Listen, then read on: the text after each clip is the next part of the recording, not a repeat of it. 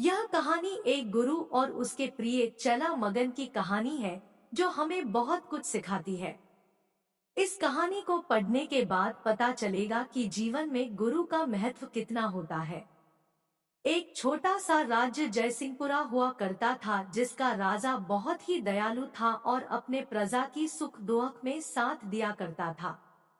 इसी राज्य के किनारे पर एक नदी बहती थी। वहां पर एक आश्रम बना हुआ था जिसमें गुरु और कई चेले शिष्य रहा करते थे। इन सभी शिष्य में मगन बहुत ही मंद बुद्धि का था जिसे सही और गलत का पता लगाना बहुत ही मुश्किल था। मगन की यह कमजोरी गुरु को बहुत सताने लगी और उसने सोचा कि मगन को एक बार संपूर्ण देश की यात्रा करवाई जाए ताकि दुनिया के बारे में जान सके और सही गलत का निर्णय खुद कर सके। अगली सुबह गुरु अपने सभी चेलों के साथ यात्रा पर निकल पड़ा। गुरु और चेलों ने एक महीने तक चलकर कई देशों की सैर की और अपने शिष्य को अलग अलग भाषा और कल्चर का ज्ञान प्रदान किया। लेकिन इन सब में मगन सबसे अलग था। वो अब थक चुका था, वह अब आराम करना चाहता है। इसलिए गुरु ने अगले राज्य में विश्राम करने की सोची। जैसे ही गुरु और चेला उस राज्य की सीमा में प्रवेश किया तो दिन के समय में सभी लोग सो रहे थे। गुरु और सभी शिष्य इस बात से हैरान थे कि ये क्या हो रहा है। पूरा राज्य घूमने पर अब रात होने को आई थी। जैसे ही रात हुई सभी लोग अपने अपने घरों से निकलकर अपने अपने काम पर जाने लगे। गुरु और शिष्य को कुछ भी नहीं समझ आ रहा था कि यहाँ कैसे लोग हैं जो दिन में पूरा दिन सोते हैं और रात को काम करते हैं। पूर्ण रात होने पर सभी बाजार खुल गए थे तो गुरु ने अपने शिष्य को भोजन की व्यवस्था करने को कहा।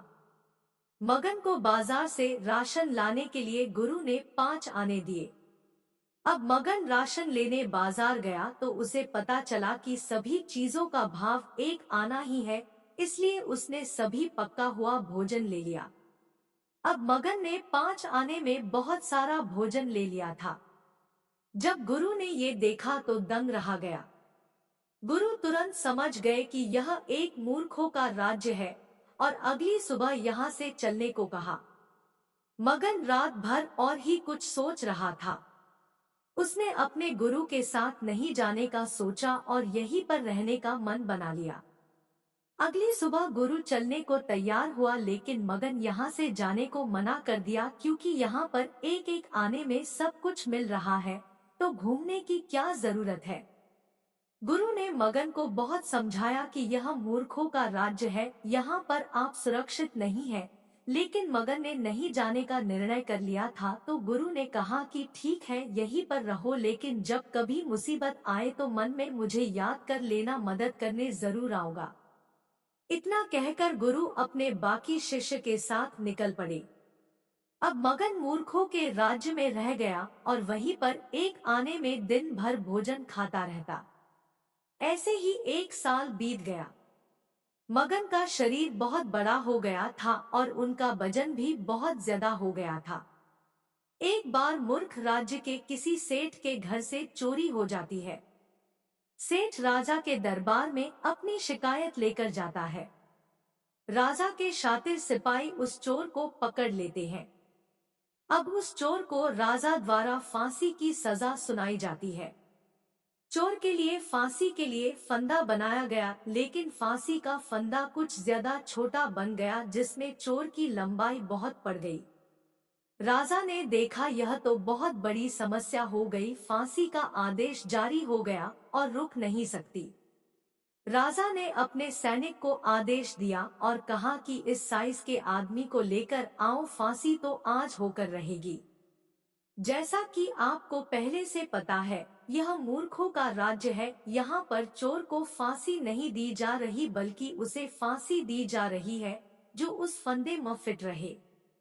सैनिकों को कोई नहीं मिला जो उस फंदे में सही से आए।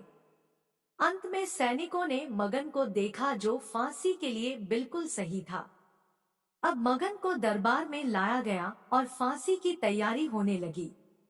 जनता और राजा फांसी देखने के लिए उत्सुक थे। मगन को कुछ समझ नहीं आ रहा था, आखिर क्या किया जाए। अब मगन को बहुत दुख हो रहा था।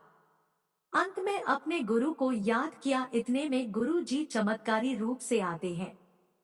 अब गुरु और चेला अचानक से गायब जाते हैं।